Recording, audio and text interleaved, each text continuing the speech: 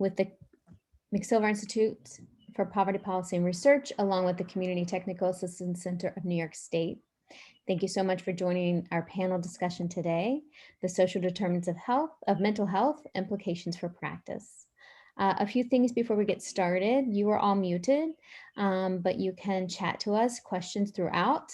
We'll also have a Q&A at the end as well.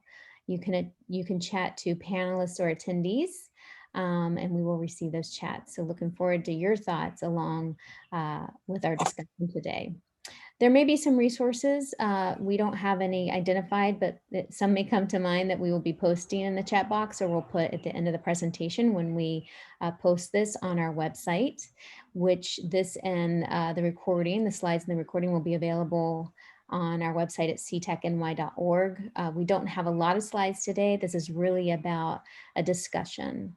As a reminder, there is a short survey that pops up at the end, and we ask you to complete it, as we do pay a lot of attention to these surveys and really want to hear from you about your experiences. And on a final note, just want to thank you all. You all are essential workers, and I'm just so grateful for all the hard work that you all do. So our discussion today, a panel discussion, the social determinants of mental health, implications for practice. According to the Centers for Disease Control and Prevention, the social determinants of health are conditions in the places where people live, learn, work, and play that affect a wide range and quality of life risks and outcomes. There's increasing awareness that the social determinants of health and mental health affect physical and mental health outcomes. In our conversation today, we're going to be addressing the social determinants of mental health, as we know that understanding the adverse childhood experiences is really critical to clinical practice. So is understanding the social determinants of mental health to help us uncover those social and behavioral factors that impact health.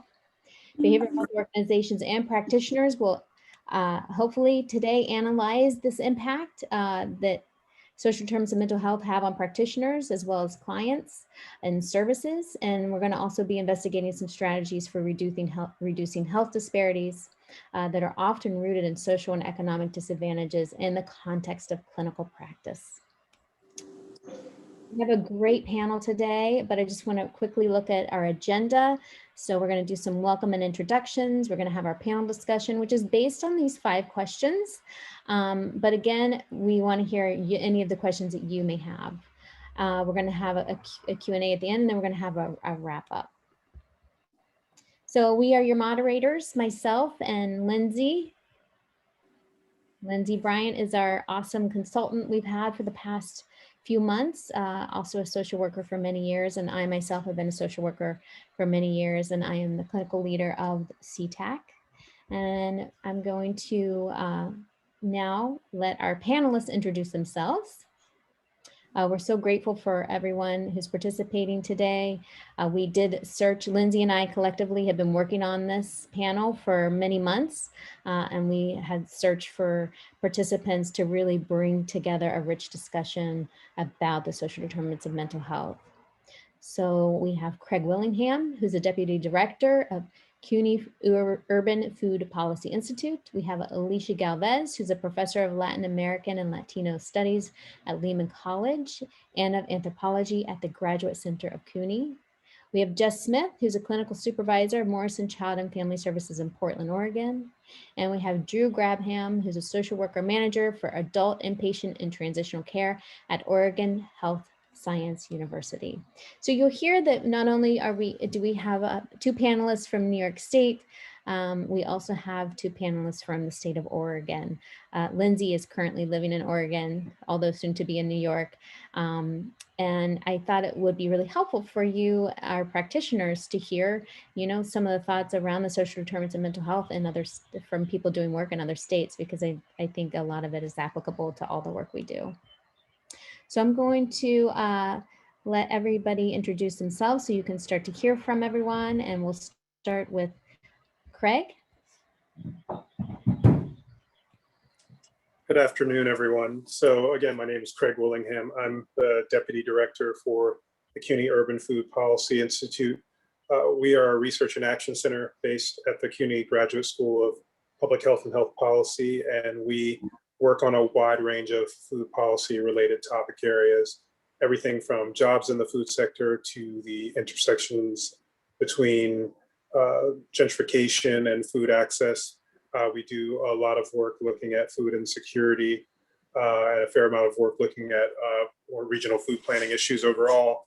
And my perspective when it comes to today's topic really comes from the fact that our work not only looks at food policy topics, but we also look at what we call the non-food food policy topics. So these are issues related to housing, mental health, wages, the environment, et cetera, all that have in one way or another an impact on the way in which people can access healthy, safe, and affordable food. So we take a very broad approach towards food policy, and I hope to be able to display some of that approach today. Thank you, Craig. I am too. So happy to have you. Alicia? Hi, everyone. It's nice to be here. Thank you for the invitation. I'm looking forward to the conversation today. My name is Alicia Galvez. I'm a professor of Latin American and Latino Studies at Lehman College, as well as anthropology at the Cuny Graduate Center. And my current work is mostly at the intersection of food, health, and migration. I'm actually affiliated with the Cuny Urban Food Policy Institute, as well at School of Public Health with Craig. And I am really interested in particularly how immigrants navigate various systems, food systems, health systems, and the processes by which migrants are received in the United States, what policies and practices are in place, and how we can improve those. And one of the things I've been working on quite a lot has to do with thinking about in healthcare and educational contexts, how insights from anthropology drawn from our inductive research methods might be helpful. So I'm looking forward to talking about that a little bit more. Thank you. Jess?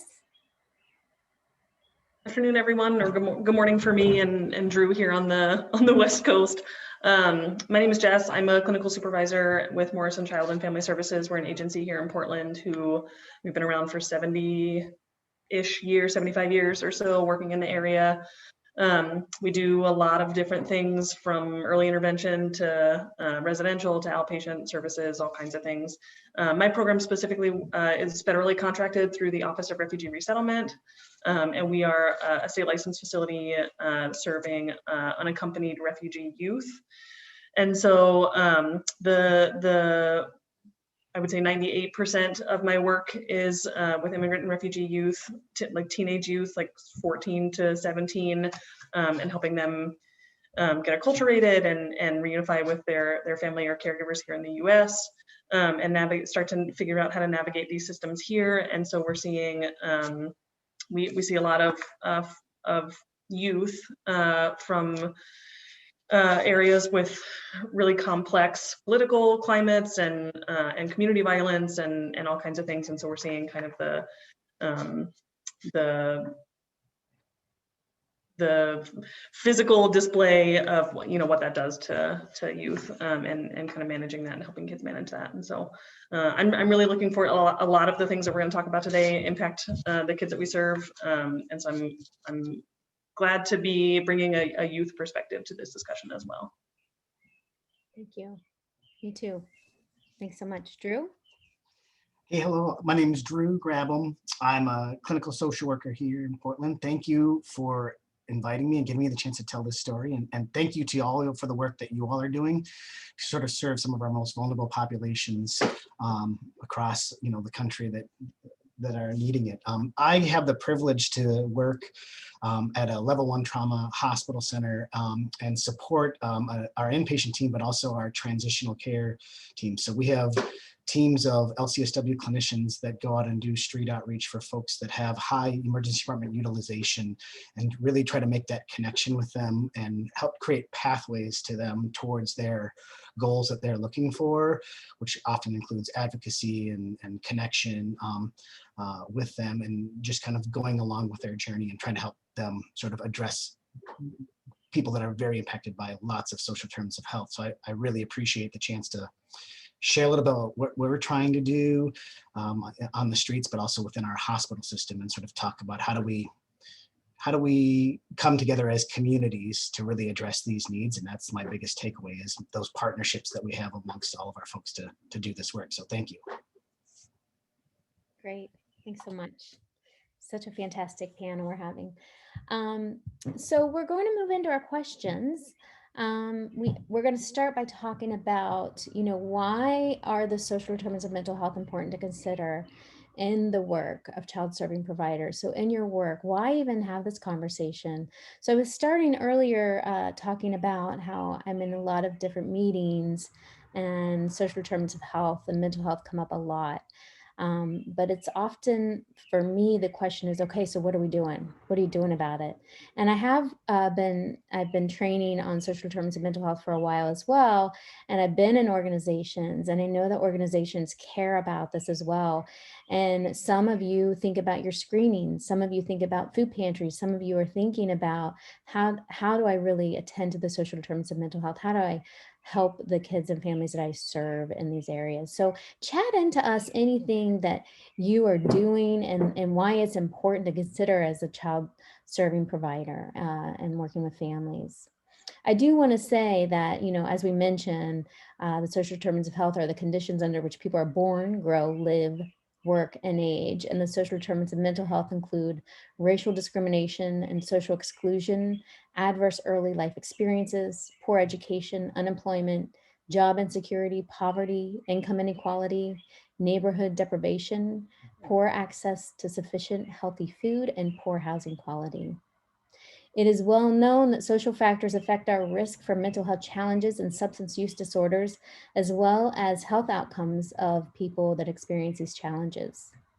Social and environmental factors have both independent as well as combined effects, and they may also influence our genetic determination of health and challenges through epigenetic mechanisms. So what that means is that we can be genetically predisposed to certain challenges, mental health or physical health, because of where we grew up and our experiences, right? These environmental factors and social factors often have a deleterious effect at the individual level and should encounter intervention in the clinical setting. So that's, again, why we're having this conversation. And I did just want to share for a few minutes in my spare time on the weekends. I help to run an anti-hunger organization called Fairground. And in the work that I do, it's important that many of us have this social work perspective, because first of all, not knowing where your next meal is going to come from is traumatic. And we know that the effects of trauma are deep, right? And so when we're working to, for example, what the work we do is we actually go into low-income housing communities and set up free mobile marketplaces. We know that there are a lot of challenges that people are having aside from not knowing where their next meal is going to come from. And so bringing this perspective around, you know what, I'm going to help you fill your pantry today. And, Miss M doesn't have a ramp to get her wheelchair into her apartment or out of her apartment. And so we need to also attend to that. And so thinking about all of these places that people touch and the experiences they have or don't have, and the access that they have or don't have, and how important it is to attend to that. And so I just bring that up because it is something that I think about a lot, and I wanted to share that with you. However, the social determinants of health and mental health exert their effects more broadly at the societal level. So these social determinants are understood as being underpinned by unequal distribution of opportunity and more deeply by public policies and social norms. And lastly, we can't talk about social determinants of mental health without talking about structural racism. Structural racism is a system by which racism is developed, maintained, and protected. It is ingrained within institutions and policies that govern our daily lives and provides or prevents access to services. Structural racism exists within the field of mental health and all of our systems, so developing a more just system for all participants is essential. Therefore, we are called to analyze the impact of structural racism within our work as well, develop skills to alleviate common barriers to accessing services, and learn how to further racial equity within all of our organizations and services and programs. So Lindsay, did you have anything to add? Yeah, as you were talking, Cara, that it just reminds me of so much of the work that that I've done in my past career life, if you will. And even most recently, and I know I imagine Drew has a similar experience of working in a hospital as a clinical social worker and seeing where all of what you just talked about, all of that rubber meets the road in that setting. I often jokingly would say to new staff at the hospital I used to work at, say, there's that saying that, and I'll be more polite about it here. There's that saying of stuff rolls downhill, right? You've got the stuff of whatever's happening at the top of the hill is going to roll downhill, right? And what's at the bottom of that hill is a hospital. And whatever's happening in our society, whatever's happening in our communities, that is going to roll into all of these different systems. And just so much of what I saw, so many of the folks that we worked with that had seemingly really complex medical issues, when I went to meet them and see them and actually see their faces before we all had to wear masks, but in those settings, realizing just how isolated people really were. And just like what you were saying, oftentimes folks that I've had the privilege of working with didn't have the medical thing was, of course, a worry to them, but their biggest worries were, how am I going to pay my rent? What's going to happen to my dog while I'm here?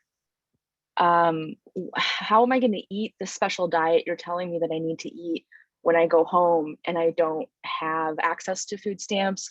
I don't have access to a food pantry. Maybe I'm not mobile enough to make it to different places, or I live in a community that doesn't offer delivery. So there were just so many different ways that this was illustrated in that setting. And it can often feel overwhelming, I feel like, and I just want to kind of pay attention to that feeling, that it feels, especially as providers, as folks working with community members, it can feel so overwhelming with all of these different needs. But I think what I walked away from a lot of the time was to meet people with just the compassion of their humanity, seeing people where they were. And yeah, so I think that was a starting point for myself, and at least in my own experience, right, is seeing people as humans. And then, okay, well, this is a person and they deserve to eat, and they deserve housing, and they deserve these things because they're humans, just like me. So that really had changed my mindset, where I came from working in residential mental health and child welfare and other settings that are sort of systems that grind clients through, or patients through. And so trying to humanize folks was, I think, step one, at least in my own experience.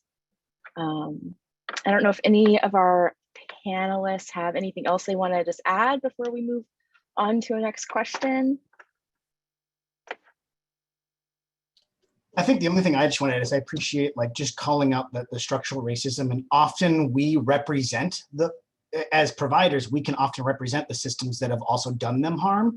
And we have to just recognize that that's that starting point. And we have to recognize that we have to rebuild the trust, and all of us have the opportunity to do that in that one moment when we're with that person. So if we can just look at it in that sense, we can't fix all the things, but we can at least have a positive experience there and start laying some pathways and some neural pathways towards health and healing. So. Thank you. Yeah, thanks, Drew. I would add, I think there's, it can sometimes be overwhelming to kind of think about all of these things and at the same time. But I think the idea of patterning is to me really powerful, just to see that things are not coming from thin air, but that there's a patterning, and there's a patterning of inequality. And one of the ways that we can think about it is in terms of structural violence, and that there are kind of forces that are acting on our bodies depending on who we are, in ways that are not equally distributed, that have unequal effects and outcomes. And so I find it interesting or important to think about it sort of in a dynamic sense, in terms of forces and motions and movement, and to also at the same time think about how the fact that things operate on the body, and sometimes when we bring in words like epigenetics, we can sometimes fall into thinking about these things as sort of a pre-programming that's carried somehow in our bodies and is somehow fate or destiny. And the way that epigenetics works is, it kind of operates on the body, and it indicates to us how things can carry over from generation to generation, from a parent to a child, in ways that are much more complicated than genetics. But it's not, unlike genetics, it's not kind of a programming. It's not a software or a hardware that is unchangeable. It's something that can be changed and altered and doesn't have to be passed on. And so I think at the same time that we recognize that trauma can be multi-generational, trauma can also be addressed and can be helped in ways that can have, a positive impact and ripple effect and healing effect that doesn't need to wait for genetic change. Because I think sometimes when we talk about genetics, people are like, oh, well, let's just focus on the babies then, because the rest of us are, kind of already pre-programmed. And there's always space for care and for healing. And so I think it's important to remind ourselves of that. Absolutely. I just wanted Thanks so much. Yeah, that's so great. I'm reminded about our neuroplasticity, how our brain can change even when we're elderly, and I think we didn't have that information years ago. I just want to pay attention to our chat for a second, because we're getting a lot of people chatting in, saying that people deserve access to basic hygiene items such as toilet paper, soap, clean clothes, etc. Absolutely, Sue. Housing and food insecurities for clients within the agency that I am employed has an overwhelmingly depressive and added stress on individuals. Yes, it does. And if we think about our basic needs, how can we begin to work on some of our challenges, mental health challenges, if we don't know where our next meal is going to come from, or if our housing isn't stable, and not to mention the fact that there's often a bi-directional relationship around these challenges and our mental health, around depression and anxiety, right? Let's move on to our next question. Cool. Thank you. So go ahead. Oh, go ahead. I was just to frame the question for the folks in the audience here, kind of what the impact of housing insecurity, food insecurity, excuse me, I'm going to start this over again because I'm jumbling over my words. What's the impact of housing insecurity, food insecurity, and poor healthcare on your clients' mental health symptoms? Thanks. Yeah, thank you. I was going to start this one off, and I think the best question, I worked in an ER, and that's where our outreach starts. And I think the best questions we ask are starting with those questions, like, hey, what brought you here to the emergency room? Let's talk about it. And overwhelmingly, it's, I had nowhere else to go, and these other things. And what's interesting is, and I'm going to talk about my hospital, is sometimes we kind of have a shame base, like, you shouldn't come here. But in reality, the hospitals and the jails are often the places that like people can turn to, and that's where we look for this engagement moment. So I guess I just wanted to talk about, so many times housing, hunger, and isolation are drivers to hospital utilization, and they're very legitimate because they have very profound impacts on someone's mental health and coping. But yet we don't always talk about that or identify it. So this is just so profound, and why I'm so thankful that at our hospital we have some outreach workers that can meet them right there in the lobby, and then can connect with them and actually go out with them. And we usually start with, can I get you something to eat?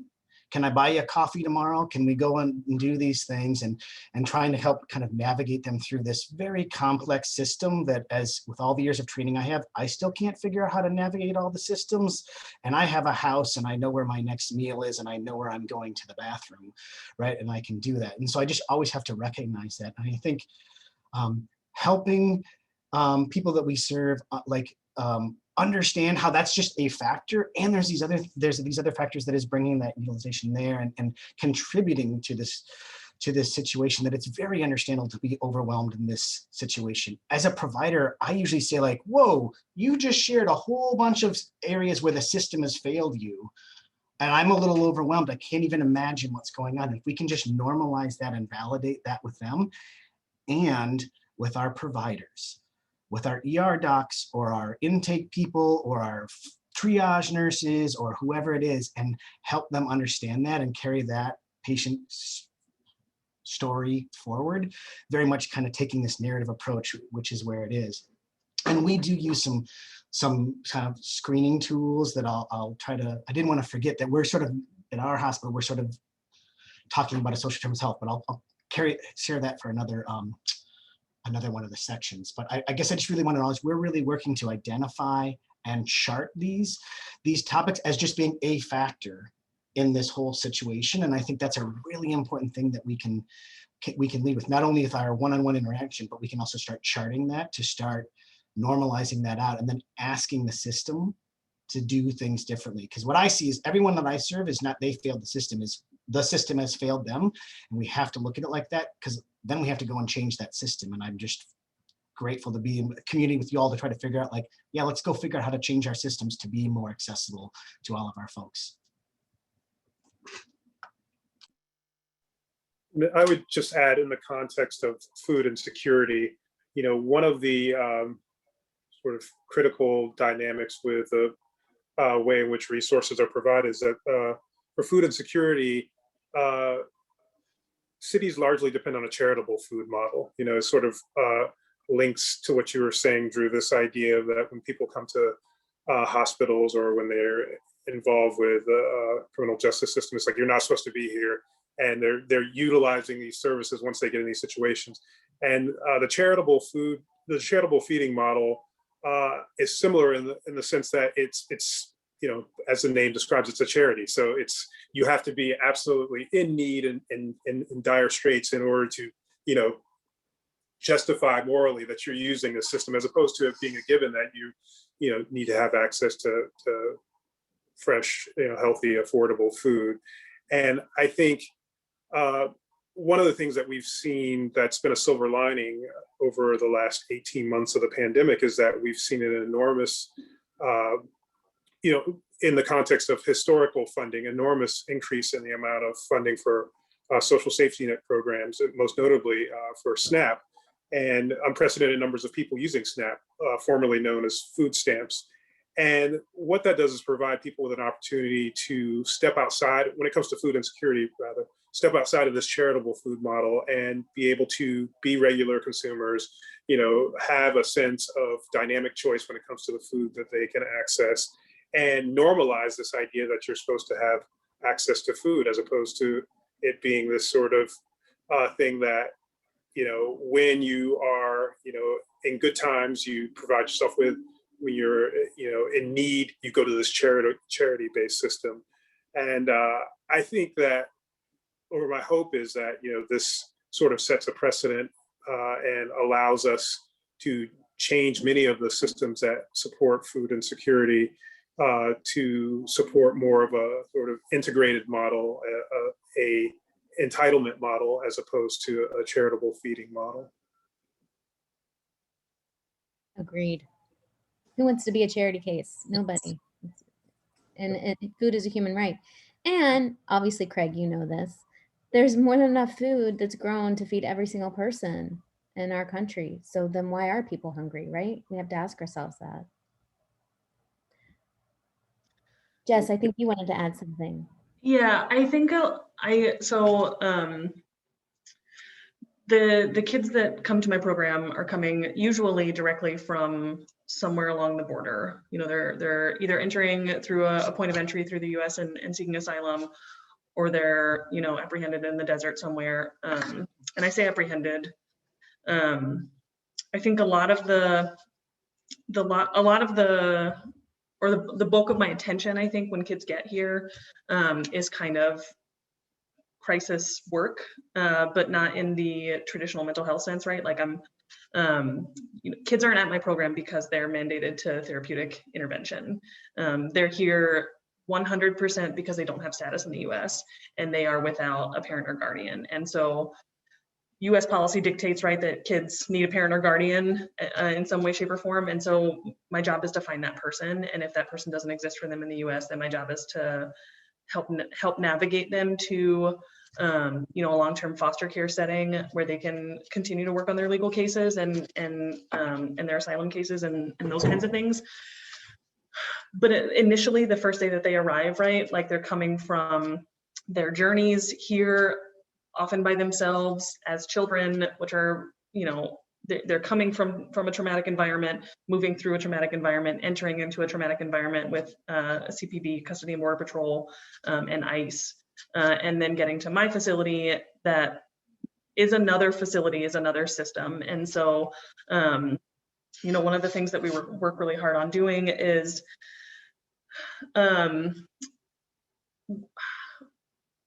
like positioning ourselves a little bit as gatekeepers, because kids aren't mandated to treatment here, because kids aren't, my organization is Morrison Child and Family Services here in Portland.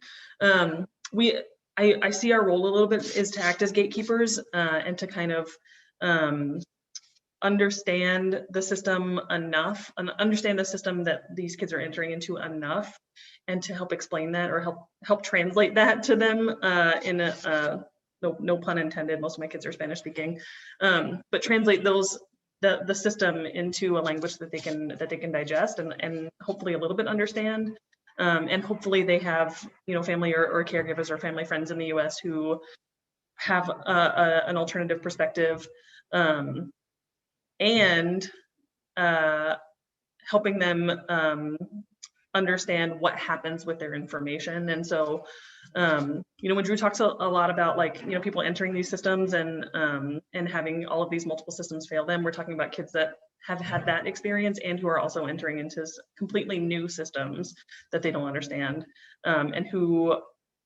systems that aren't really designed for them. And so I think a lot about, like, also in residential work, we talk a lot about the parallel process, right? Like staff and kids interacting day to day.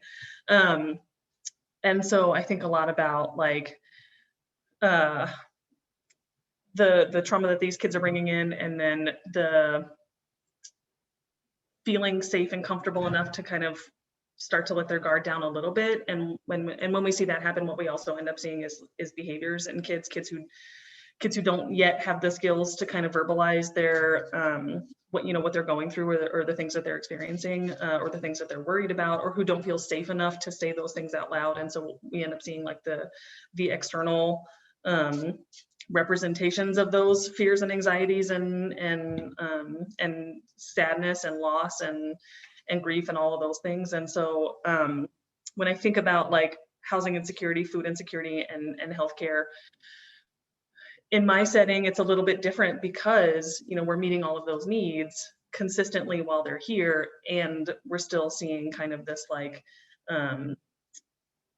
the longevity of their lives, maybe usually before here, and then also kind of gauging what they're going into and kind of helping set them up for success after the fact. And I think a lot about, you know, for me, for my program, racism and discrimination is, like, at the very top of our list, because that's the first thing that kids are gonna, especially our Afro-Latino kids, you know, they're Black first, and also they don't speak the language, and so they're entering into these oppressive anti-Black racist systems. And so we're having to kind of educate a little bit there too, because that's not something that they've necessarily experienced in their communities at home. And so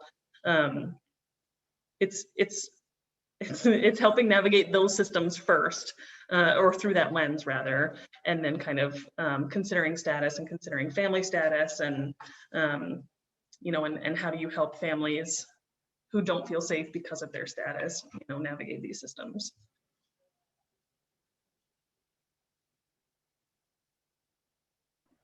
Thank you, Jess. That was incredibly important and helpful. A lot of people are chatting in that they really appreciate the work you're doing, as do I. So you see a lot of different symptoms and a real different touch points with the systems that are impacting people and youth who are already impacted in a variety of ways. Anybody else have any thoughts around symptoms? I want to go back real quick too and just make a quick pitch for when Alicia was talking about epigenetics and kind of generational trauma. There's a really good book. Many of you may have read it already, but My Grandmother's Hands kind of talks about, racism and kind of the trauma in the body. And so if you haven't read that, I just want to make a pitch for that. My Grandmother's Hands. A great resume, amazing. I think one of the most amazing books written about trauma that I've ever read, and I've read a lot of books on trauma. So appreciate that recommendation. Yes. Okay, we have our next question. I'm chatting it in for everyone. What theoretical frameworks or evidence-based practices do you utilize in your practice or in your work that help inform how you approach the social determinants of mental health in the lives of the people that you work with? I think I can go first. I think one of the really important things that we're talking about today is how trauma and how inequality get into the body. And I think another really important thing that I think is implicit, but it's good to say out loud, is that there's really no separating mental health and physical health. That, sometimes in Western, US Eurocentric contexts, we kind of treat those as separate domains, but they're really linked. And so one of the theoretical constructs that I'd like to introduce, and I have three, but I think they're all things that are probably very familiar to our attendees today, things that you're already incorporating into your practice, and maybe the vocabulary is or isn't new to you. But one is Syndemics, and it's kind of a mashup of syn from like synthesis, and demic from like epidemic. And syndemics is really a concept that is emerging in kind of Western medicine. The Lancet had a big special issue on it, I think in 2019. But it's really the emerging understanding that, for example, health issues like diabetes are really multifactorial, that the research by Emily Mendenhall on diabetes specifically kind of has this frame called VIDA, violence, immigration, diabetes, depression, and abuse. And the way that these things kind of correspond to affect the way the body metabolizes insulin. And so I think anytime we're kind of able to take, a little bit more of a systems approach, we're able to see that there's an interaction between our bodies and the context in which we're living that impact all aspects of health, mental health and physical health. And so I think syndemics is one of the theoretical constructs that I would bring up. And then the second, which is something that I'm working really hard to kind of translate to service practitioners. And I hope it's useful to you. And I don't know if it is. And, I have the benefit of kind of being in the classroom and I don't have clients. And so, I would like to know if it's something that's useful. But in anthropology, we have an approach to information that's inductive, which basically means that we look at what's happening on the ground level, with trying to, as much as possible, not have any hypotheses or theories about what's happening, but to really see and observe and use all of our, kind of observational skills and attention to observe what's happening and save for later any sort of conclusions or hypotheses. And, if we start to see, on the ground that there are things that are happening in a patterned way, that's very useful. And eventually patterns might lead to kind of understandings of systems or theories, but that's a much later and sometimes not even necessary process. The most important thing is to really be attentive. And the problem that we have, I think, in a lot of contexts is that we take a deductive approach, which is the opposite. It's a top-down approach, which basically says, I think this is going on, and now I'm going to look for evidence that proves it. When we are inductive, when we're obliged to, kind of start from the bottom and really see what's happening at the ground level, then it helps us solve some of the things that come up over and over again. So I'm hearing in a lot of the conversation so far that people are working in really different contexts. And sometimes those contexts, for example, recently arrived Central American migrants, or I've done research in Bellevue Hospital, which has 180, different nationalities in a year are served in Bellevue Hospital. And it can seem for, I think, practitioners that there's sort of an unending demand to kind of become experts in what's happening in Honduras and what's happening in Guatemala and what's happening in the 180 countries that clients may be coming to the institution from. And I think that's an unfair burden, actually. And I think it's also not possible to really develop cultural competence in such diverse contexts. And so an inductive approach is really about meeting people where they are and really taking an open-minded approach to ask, what is it that you're looking for from me, from this institution, from this encounter, from this visit today? And what do I need to know to best serve you?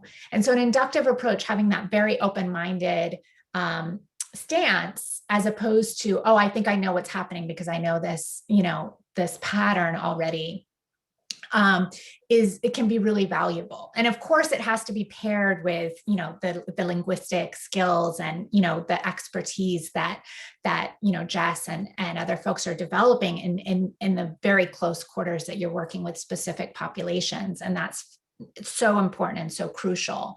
But I think also just, having that kind of grounded inductive approach can be really useful if you're feeling overwhelmed that there's just so much kind of context that's expected. And then finally, accompaniment, which is what Jess, I think, is talking about too, in terms of, what does it mean to radically accompany people, which can be different from service delivery, and it can be different from kind of a clinical interaction.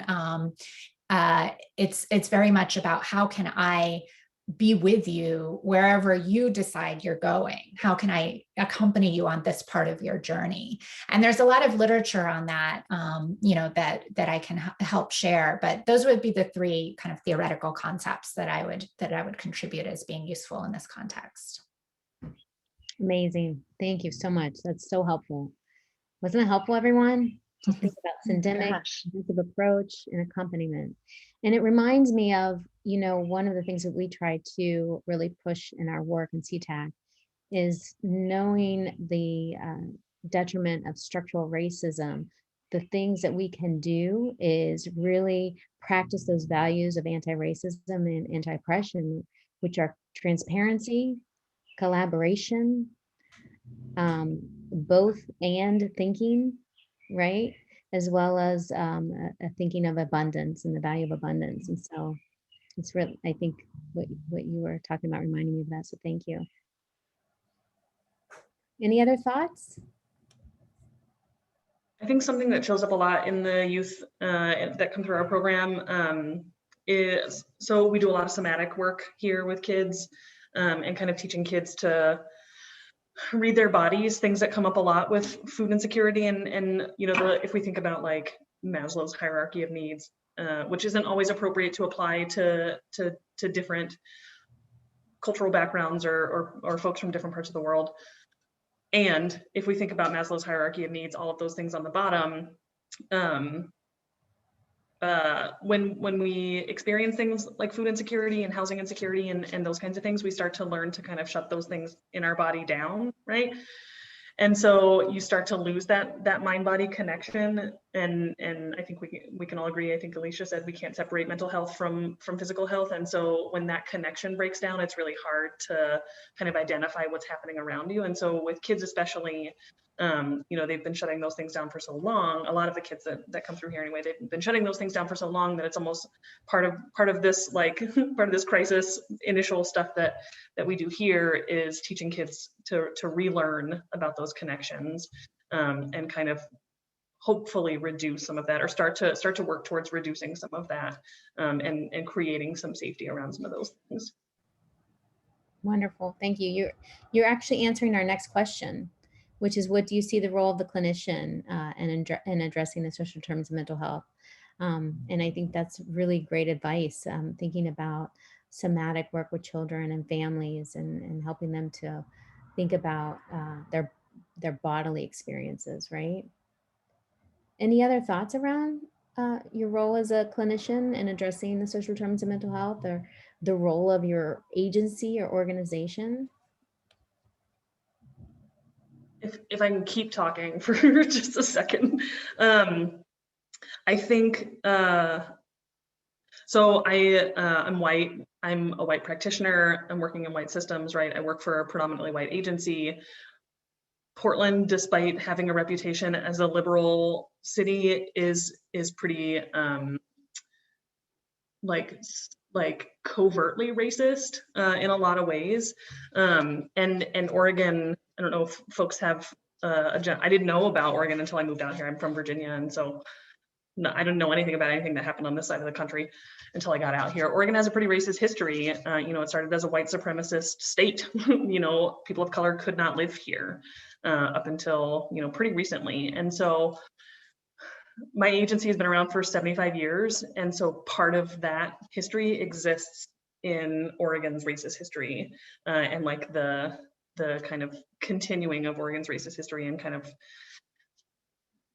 Oregon grappling with that, and kind of and thinking about how do we start to undo it, right? And so as a white practitioner working with predominantly non-white people, part of my role as the clinician and as a member of my agency is to do my own anti-racist journey. There are anti-racist life coaches essentially that you can hire that will help you in support of those things. I can plug in a name of the person that I use if anyone's interested. And on an agency level, looking at your agency's practices, there's a tool out of Portland State University. I think it's called the Protocol for Culturally Responsive Organizations. I'll Google it here in a second, and then put a link in the chat for folks. But it's a kind of an audit of organizational practices, and it's really helpful in finding a starting point in terms of developing and I don't know if folks have, DEI, diversity, equity committees. At our agency, we have the Equity Advisory Council, which I'm a member of, that kind of works towards, at all levels, kind of looking at our policies and procedures. And instead of kind of focusing on, I think most agencies talk about hiring and retaining a diverse workforce, right? Instead of focusing on that, we're kind of focusing on like, how do we make our agency a place where people want to work, people from different backgrounds want to work, that's safe for people from different backgrounds to work. And so that tool is really helpful in kind of finding some specific action items or targets, and kind of measuring where you're at as a starting point. The other thing I'll make a pitch for is I forget who developed the name of the organization that developed it, but there's a document called White Supremacy Values in the Workplace. And they talk a lot about those kind of layout, also kind of white dominant value systems that kind of inform policy, procedure, practice in the workplace.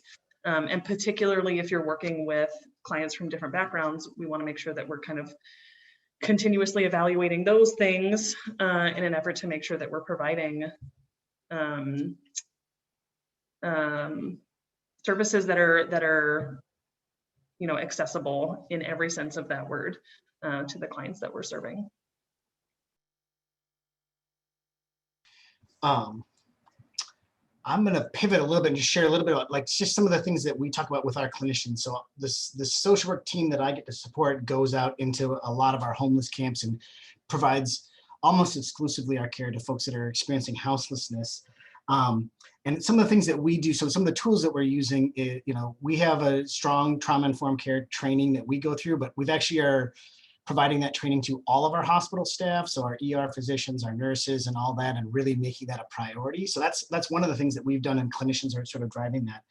And I've really challenged us to change our language to really, I asked us to practice with intentionality and curiosity.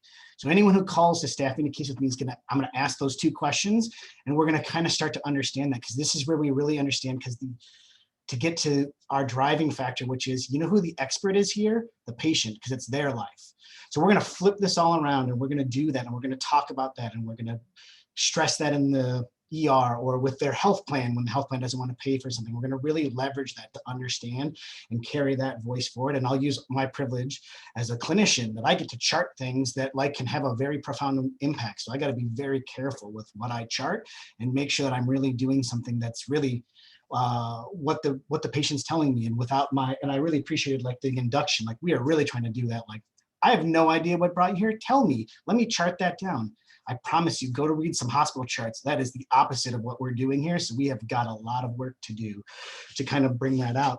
The other thing that I'm excited about is we brought some of the best intervention I've had have been sitting in the camp with people for a couple hours, talking with them and bringing their doctor with me to their camp. Let's talk about diabetes. Let's come and look at the person. Where do they store their insulin? Let's check that out.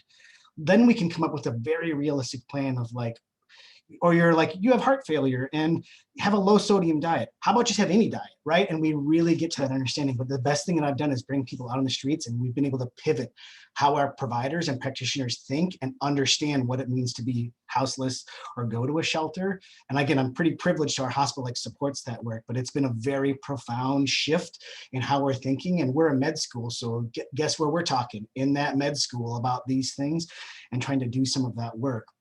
And I think that's really important, because if we're not carrying that patient's story forward, we're just doing, again, something to them and not empowering them and listening to what they're doing and asking our systems to do different things. So the other thing the role of clinician is to advocate.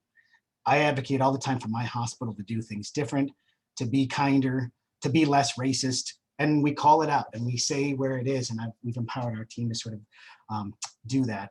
One of the benefits of COVID is it has created lots of opportunities for me to be like, hey, let's create a hotel program. Sounds good. Now let's just keep it in the budget, right? And just looking for some of those things. Like, very privileged to have that with these outreach teams, but we are actively connecting. And Alicia, so thank you for like, we can't separate mental health and physical health, but guess what? Most of our funding does. We got to ask for that to be changed. We need to stop doing that. We need to stop pretending that housing is the only answer. It's housing and outreach and all the things. And we just create and build on successes. And I changed a long time ago. My definition of success is really like, hey, maybe that person just said hey to me. I can't always solve all the problems, but I can at least acknowledge, wow, that is so deep what you shared, and I wish I had an answer, but I don't. But I promise a patient would feel better hearing that than me saying like, let me give you a list or anything else. If I can just acknowledge how terrible our system is and how inaccessible to them, I think that starts to change that pathway and offers them a little bit of hope. Like, hey, wait, you're a social worker from a hospital. We often represent a fairly negative connotation in some people's lives. So if I can change that, sometimes all I want them to do is say, hey, that social worker was cool with me one time, maybe I'll talk with another one. If we can plant that pathway, we're seeing some success in some of the population we're serving. So.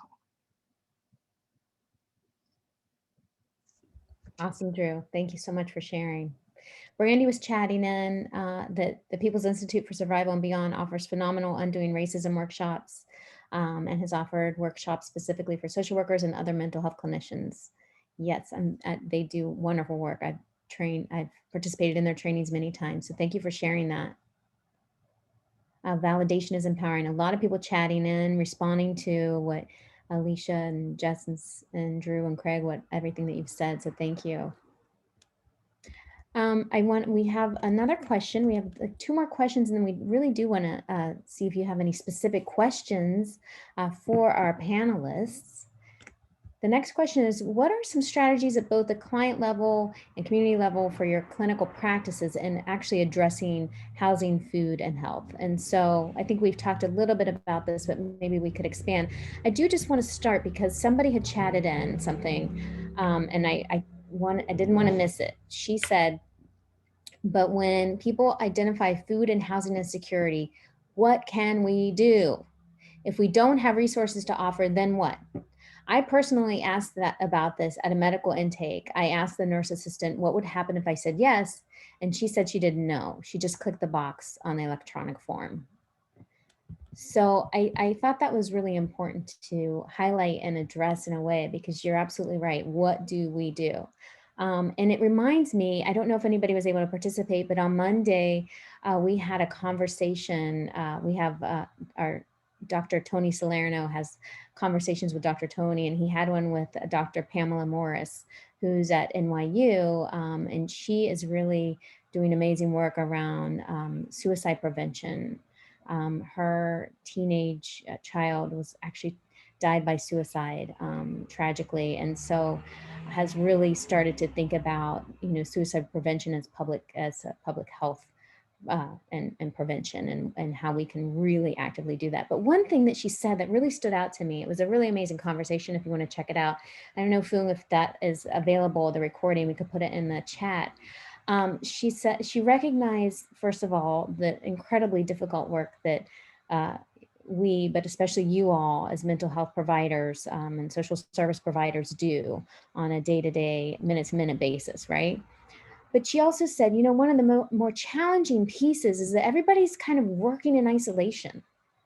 And so when we could do so much better if we were working together and if we were collaborating. So what I want to bring that up, because what I want to say to you is, you know, one of the things that I've encountered in the work that I do on the weekends around, okay, we have, you're really, it seems like you're really experiencing some depression. Let's go talk to a social worker together, right? So that I'm relying on these social service organizations, these mental health organizations, and then they can rely on me and our organization around how can we get more food to people, right? So that people can work in tandem and collaboratively to really, really attend to these challenges. So I don't know if you all had anything to add there.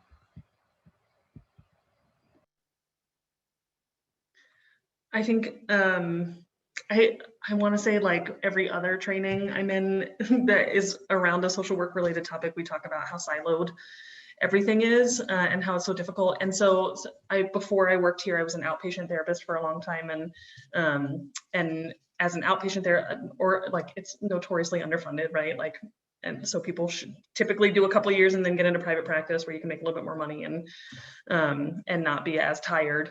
And so when I was an outpatient therapist, it was therapist, case manager, you know, peer mentor, like school counselor, like advocate at the doctor's office, like all of these different hats, you know, you're wearing. And the majority of the kids that I was serving, it wasn't until their situation became so serious that we moved into more of a wraparound services model. And I just always remember thinking, like, imagine how helpful this would have been 6 months ago or a year ago, when we were kind of talking about, these are all the things that are going into this hopper, you know. And so I also think about a lot, like, it feels like, going back to parallel process in more of a, like, a community, you know, outside of the work that I'm doing here residentially, it's, you know, our clients are kind of coming in, reacting to the systems that they're interacting with. And I think we as providers are also constantly a little bit on the back foot, reacting to or instead of responding to kind of our clients' needs. And so we do these things like charitable services and you know, these mobile food banks or these free fridges or you know, things like that. And I always think about, like, I'm into birds. My wife and I are into birds. And so we think about, like, feeding birds, you know, and so, you know, the more you feed birds, the more they come around. But if you don't have food to give consistently, right, like, are you actually helping, or are you just kind of creating this, or are we kind of reacting to or responding to this, like, scarcity mentality of, like, I got to show up and I got to do this right now? And I want to reference the white supremacist values in the workplace, and talk about, like, one of the values of white dominant culture is a sense of urgency. And so a lot of times, you know, it kind of ends up being, we can't see the forest for the trees, right? Like, we have a person who's showing up saying, I need these things, and we're responding to those things, but we're not able to, in most cases, kind of respond to you know, all of the other things that we're talking about, like the housing policies, or, you know, predatory, you know, we're talking about building affordable housing, but we're putting caps on how long that lasts. And then people are in those houses, and then the cap expires, and then their rent goes up 200%, you know? And so, like, it's this constant, like, responding to, as opposed, or reacting to, as opposed to thoughtfully responding to. So those are just some thoughts that I had. that you were talking, Kara. Thank you. Awesome thoughts. Anybody else have anything to add? To sort of loop back to the question as far as strategies at the client or community level, I can speak to the sort of connection between the community level strategies and policy level strategies. And, you know, a lot of what we've seen that's been effective for transforming the food system in a way that's both relevant and permanent is by taking, you know, research, taking data, and being able to marry that with the sort of policy change you want to see take place. And I think now, again, to sort of harp on the similar point that I made before, now we've seen the numbers of how many people have been kept out of poverty because of this expansion of the social safety net. We've seen the results, the positive results of making sure that people have enough to eat, making sure that people, you know, have the ability to keep a roof over their head in terms of rent waivers. And you can use the data on the number of people who've been helped by these programs in order to make the case for making sure these programs are sustained. If you have, you know, natural allies and local elected officials or elected officials at the state level, now is the time to start making that case and to pointing to the success of, you know, the fallout of the pandemic not being as bad as it could have been based on the actions, particularly that have come down since the Biden administration has taken place, the actions that the federal government and in many cases some states have taken, and using that to advocate to making, you know, more robust safety net programs continue to stay in place and at the levels of funding that they currently are. Love that. Thank you so much, Craig. Such a great reminder to actually think about using your data to inform your policy. Even back to that question that from the chat, right? So if you could go into your database and you see how many people said that they were experiencing food insecurity, and you could print all those out and bring them to your exec team or whoever and say, look at these numbers. What are we really doing? What can we do, right? Is on a micro level one way to use the data, but also these macro levels of taking these experiences and the information and really thinking about reinventing and changing policy is incredibly important. And one other thing I would add, if possible, identify an academic partner like you know, our institute or others around the country that can help with putting together a research-based database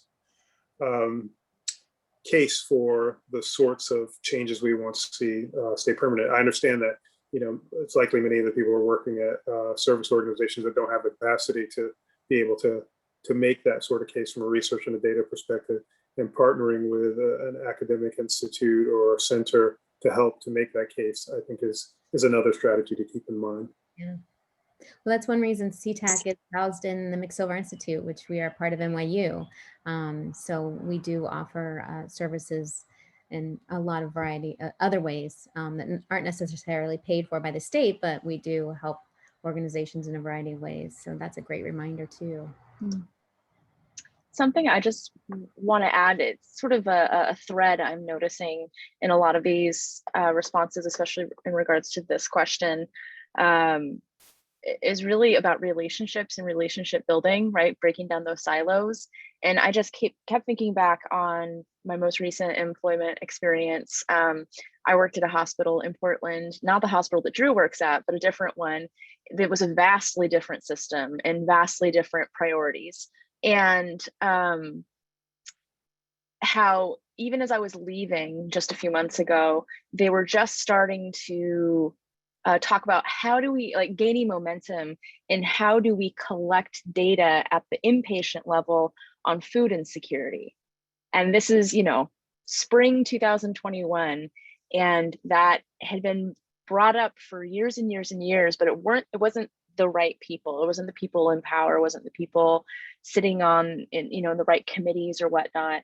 And I just, the benefits of that cross discipline communication and relationship building. And so much of what I saw in just the few years that I was with that organization made some huge moves, although I still was like so far behind, but made some big strides. And that was because of the partnering and finding a champion and leveraging some of those relationships. And so I keep thinking about hearing a little bit of that and a lot of what everyone's saying, right? It's finding people in our legislature, in our cities, and our states, and finding, building those relationships to make it more compelling, to remind them of what's actually happening.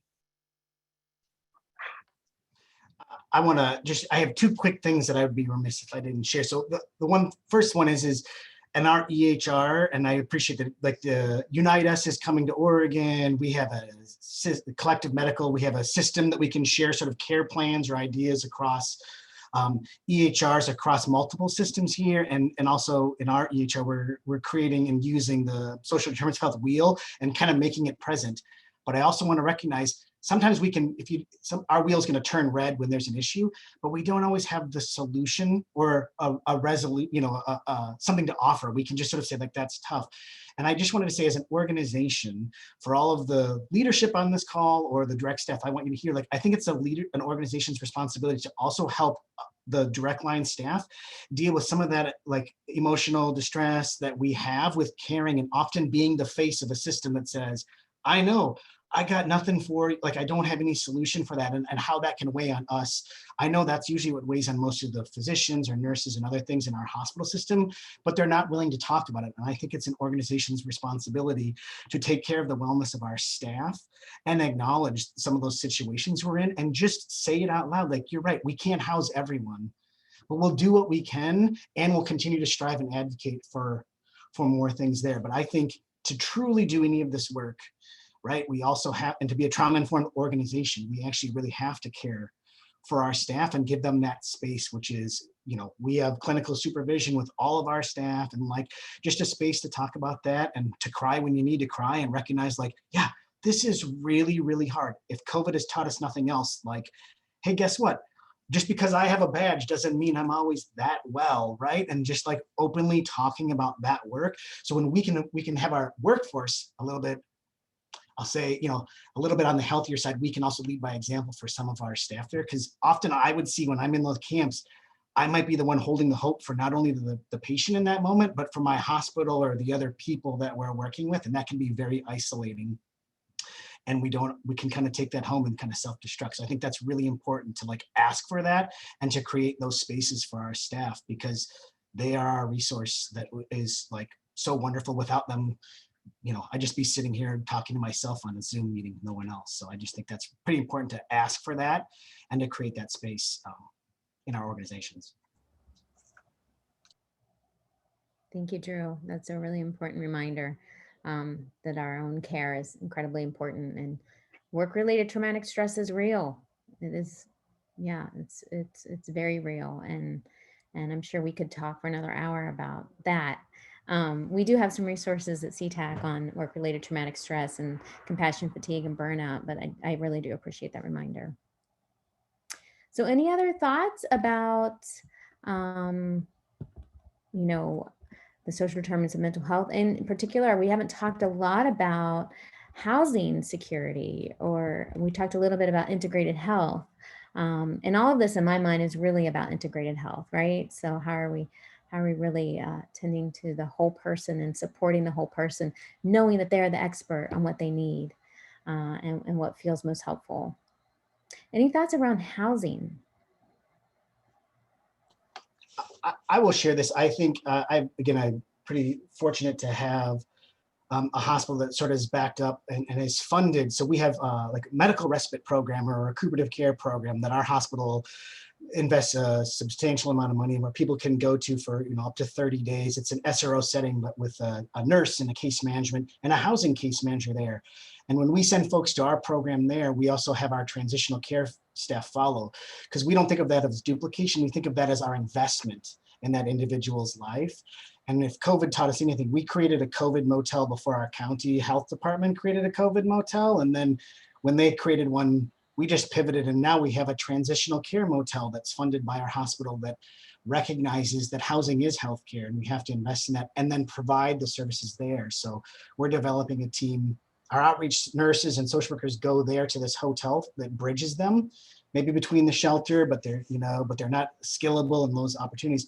We're working to develop and bringing nurse practitioners and their primary care into that home right then and there. And going back to partnerships, all of these things would not be viable without having like the great partners in our FQHCs or even in our health plans. We've created investments with partnering with Medicaid dollars and hospital, and I'll use the word our charity dollars here to like partner and create some of these specific programs. We recently just started a CHF program where recognizing with congestive heart failure and diabetes, if you're houseless, it's going to be impossible to sort of manage those things and follow the diet. So we try to create these pathways towards housing for up to 2 months. And then while they're there, really trying to prioritize them getting into a further stable housing situation. So those are very specific to our hospital, but it was, again, leveraging this idea of like talking and being sitting at the right table to say, this is an investment. It helps the patient and it helps the hospital with these things, and collecting the data, going back to Craig's comment, like our data is driving like, oh my goodness, this is really reducing ER visits. This is really reducing inpatient length of stays and improving engagement in outpatient care, which leads towards greater health. That's amazing. And we're still trying to develop some of those tools because it's a complex tool to capture, but again, it is like so vital. And if one of the things my team straddles is how the housing outreach teams and the healthcare outreach teams, because we have both, but they don't always talk, but our team does. And we get them sitting in the same room and we have those conversations and those pathways. And that's just been really vital. And that's I like that we have that clinician that can talk in both of those worlds and kind of bring them together to sort of have that conversation along with the patient and invite them along and, go out to their camp, and we'll sit on a care conference call with them, in their camp, if that's what we need to do to like have them be able to participate in some of those dialogues.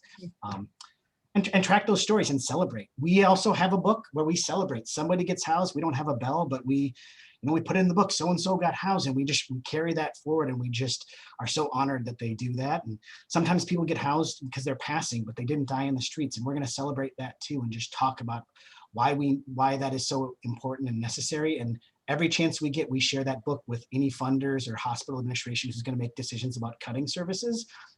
It's a pretty powerful tool to see the notes from patients or to see the stories that we have and to talk about that and to show them, here's the people we're making decisions about. And I find that to be a very effective tool. Also for my own mental health. Like I go back to that book, it's been 10 years, but I just need to see that one time when somebody sent me some thank you note or some cassette tape with some songs they wanted or whatever it was. That is so rad. How would you not want that? How would you not want to experience some of that? And it's just cool that I've gotten a chance to get to meet these folks and support them a little bit during their lives and hopefully make it a little bit closer towards their goal. So, yeah. Wow, what great work. That's so amazing. It sort of goes back to what Craig said around collecting your data, right? That's your data and you're using it really well.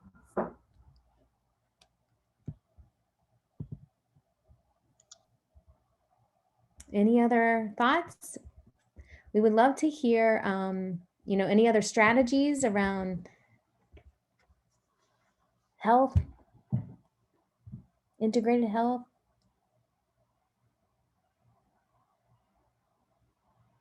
I would just add, I think the data piece is really important. And I think also there's a conversation that needs to happen about what kind of data. And I'm involved in some conversations that I have trouble explaining because I think they sound kind of weirdly abstract, but to me, they're really not abstract. They're really political. Kind of, what do we consider knowledge, and what do we consider data, and who has access to it, and who does it belong to, and what are the rights of refusal? So I think there's some formal stuff, in terms of our consent procedures and in many healthcare contexts, and whether it's HIPAA or FERPA or whatever kind of legislative or policy rules there are governing the sharing of data. But I think it's important to have a little bit more of a kind of conversation or ethical consideration within ourselves about what data do we as practitioners or as researchers consider that we have a right to, and why? There's, there is, kind of it's kind of a colonial practice to think, that data kind of is always something that should be available and that can be asked for. And so on the one hand, I think, it's good to kind of have a thought process within organizations. What are we asking people and what do we do with the data? And do they have the right to refuse, really? And how do we take responsibility for asking what we need to ask? And I think there are considerations to balance. I love what Lindsay said about, even if there isn't a policy in place to help deliver greater food security to people who are food insecure, it's important to check off that box so that data can then indicate, we're providing these services, but there's such a high percentage of people who are naming food insecurity as one of their needs. Therefore, there's an argument for a policy and a plan. At the same time, we have to think about kind of the extractive kind of nature of a lot of institutions where there's kind of data continuously collected and people get inured to that experience of being kind of mined for data, right? And so one of the, that to me is one more argument for what Kara was saying in terms of, people being experts in their own lived experience.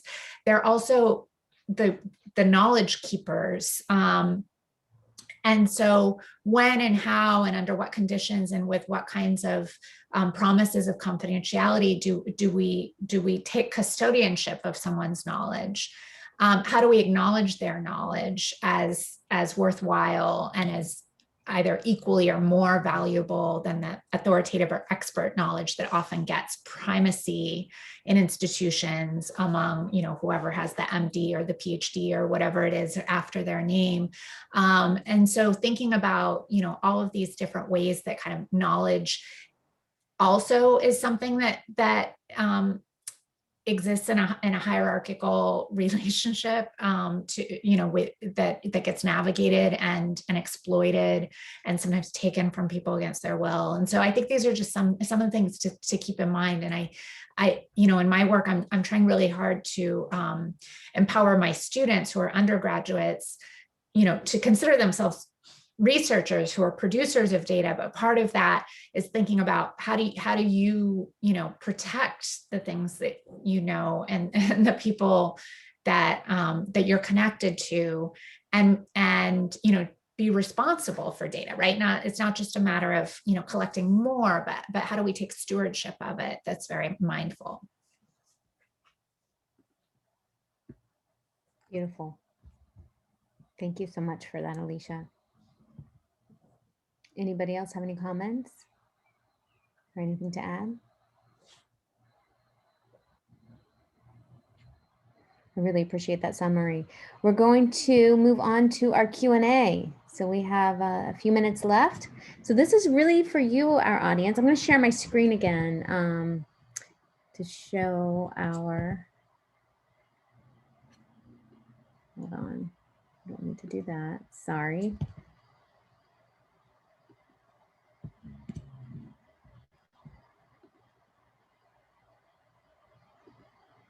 Okay. We're going to get to that in a second. But for now, we're going to do a Q&A. We want to hear from you, our audience. I know some of you have been chatting. Well, a lot of you have been. It's been amazing. Thank you so much. So chat in any questions that you have for any of our panelists on anything that they may have said or anything that you want to ask them specifically. Chat into us so we can hear from you. Drew has inspired us. Love it.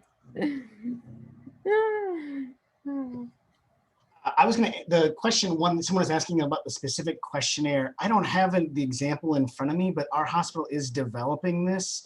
And I know that other hospital systems like I think Houston has a really good one. And I think there's like a pediatric one specifically about how to ask some of these questions. But what our organization is doing is we have a Medicaid plan, and we're part of part of our hospital like is a financial thing a little bit.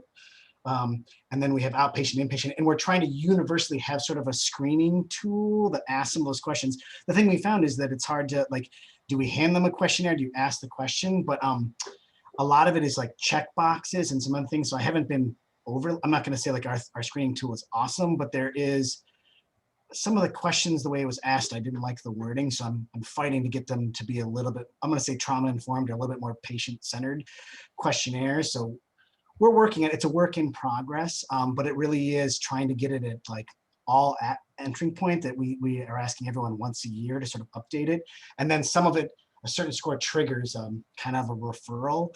And it's sort of trying to be a little bit, I'll say, reactively proactive or proactively reactive of like, okay, it's really bad, we need to get there. Because sometimes our teams don't ask some of those questions. So social work never gets, you know, consulted or involved. But it's not a great questionnaire. Let me just say it there, but it's a start, and it's triggering something like, at least it's in the EHR, we're collecting it. We have a great team, but my hospital hasn't even collected housing status, right? I've been fighting here for 10 years, like, let's just collect that. We're just about there. I know it, just universally, it's not something we're always collecting. And so that's some of our warts at our hospital too. So I don't mind sharing that. Thank you. Thank you. We did have a question that came in. It says, again, I think somebody asked this before, right? I'm interested in what direct service providers can do. Gathering the information is one thing we can start doing ASAP. Acknowledging that the system is messed up and not defending it is also good. But what else, what can I actually do around housing, healthcare, and hunger? So I think we gave a few answers. You know, one of the things that we've talked about at CTAC is if there's any way that there could be somebody like an engagement specialist on board, right? So in the beginning, we understand the needs of people that you're working with. And can that person support your work as well? And I know case managers are often doing this and do amazing work. Is there another role that organizations can consider to really attend to the basic needs and some of these challenges? That was one thought that we had. Did anybody else have anything to add?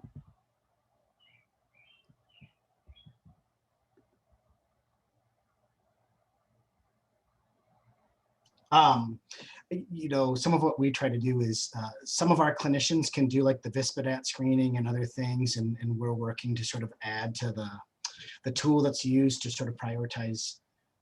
I say prioritize, whatever, you know, get access to that housing thing. But some of what our organization, what I'm trying to advocate for mine is hiring a housing specialist for my transitional care, to be a hospital employee, to like focus on that with that expertise, and trying to do that. But I will say, like 10 years ago, this outreach team was just me. So like I started off with like one day my hospital was like, yeah, go ahead and do that kind of stuff.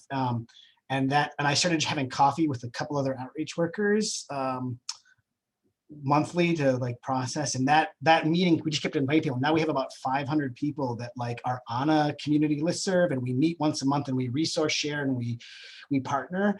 And I think I just did that because I was frustrated because like I don't have a solution, no one's doing it. And so I felt empowered by to just like, I'm gonna go and create some of my own community. And that's not like a great answer, but it just felt like I was doing something. And as long as I'm kind of trying to move the thing, I could at least, you know, sleep at night, or I could advocate. And then we can figure out how to advocate together for this housing access. Like, you know, we have a huge housing crisis here, like I'm assuming that a lot of New York does. And like we really need to like not be fighting for each other's funds, but advocating together for a huge system approach.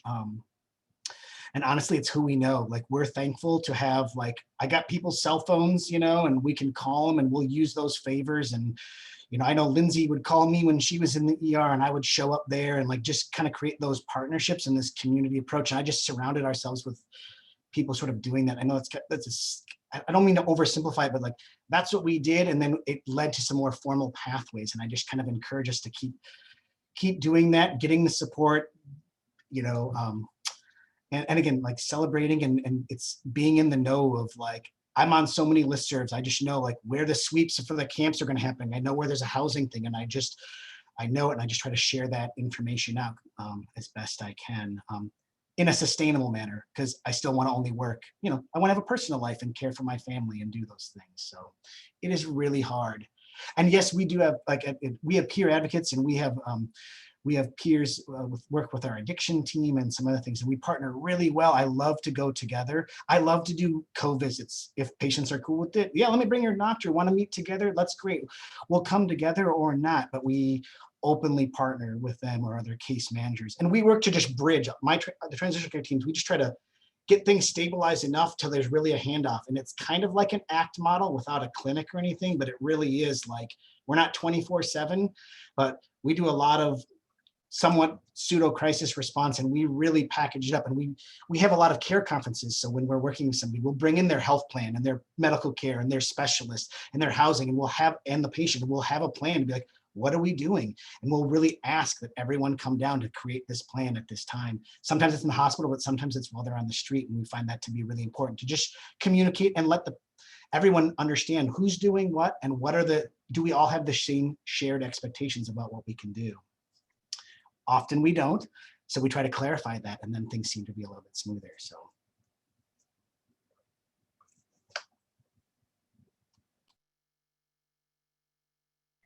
Thank you, Drew. We're getting a lot of chat-ins around how important family peer advocates and peer advocates are to the work. And I'm sure we all agree. I don't want to speak for everyone, but I can definitely speak for myself that I've worked with family peer advocates for most of my career. And I honestly, I don't know. I don't think I would want to be a social worker without them. So we hear somebody chatted in how important the cultural formulation assessment is in regards to collecting data as well, which is great. But back to that question, what else can we do? What else can we do? So, I know some organizations are chat in if you're doing anything, right? So that there are housing specialists in Syracuse. Oh, do you know of any housing specialists in Syracuse, New York? Mackenzie's asking. I don't, but I'm sure that we can think about that together. You're looking for resources in regards to housing and help support. There's really a housing crisis everywhere.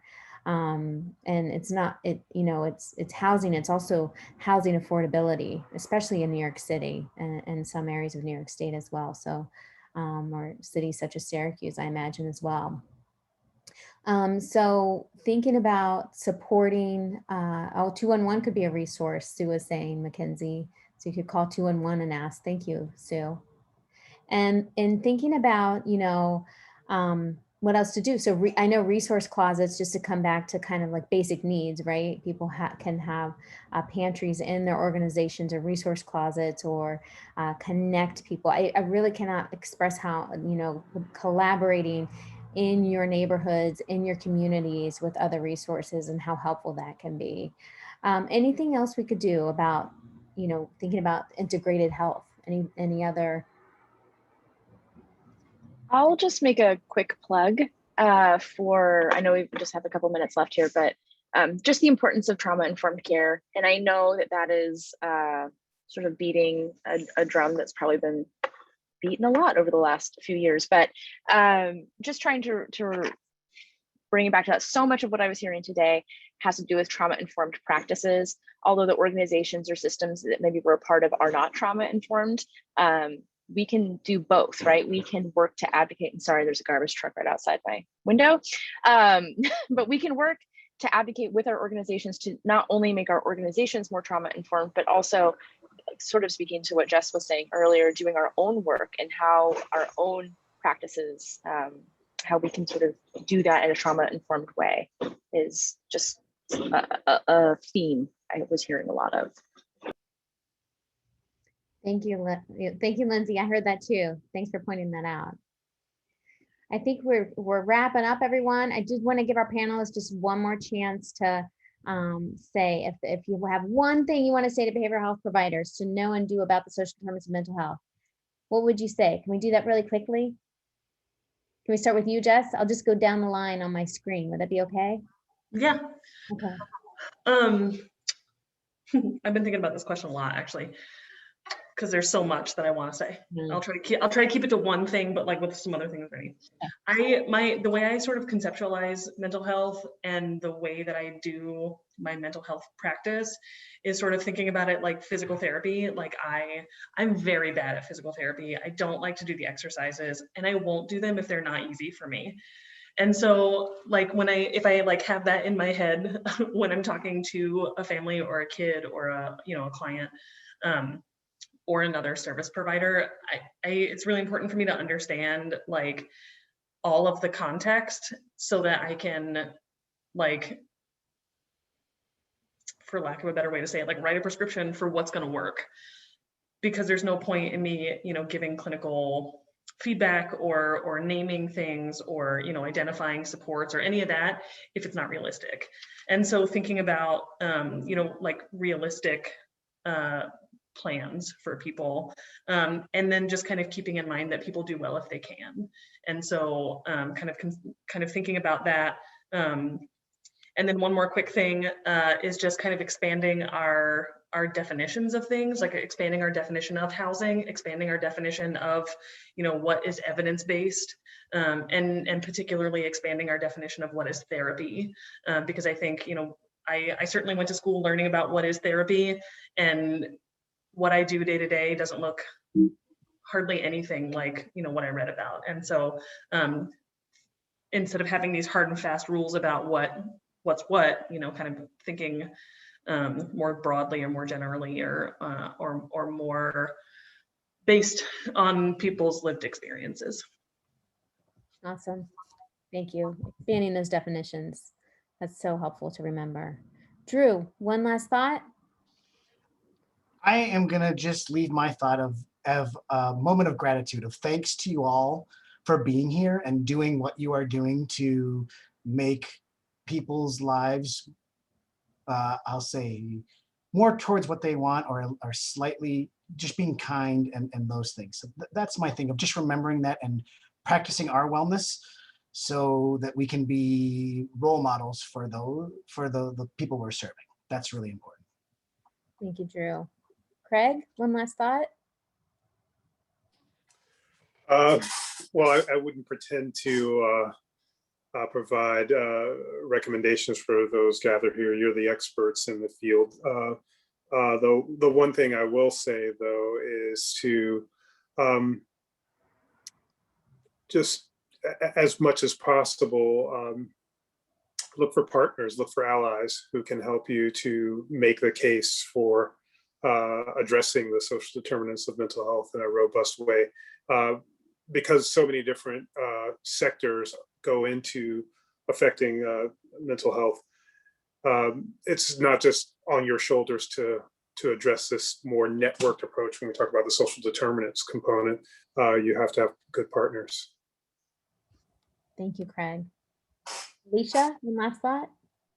Yeah, I just want to also thank you for fighting the good fight and keep it up. And, it's a lot to balance, but I think it's helpful to realize that you aren't alone. And when we think about things in a systematic way, we can also systematize support for each other and for the people we work with. So keep it up. Thank you, Alicia. Gosh, I just feel so honored to be with all of you today. You're amazing. And I learned a lot.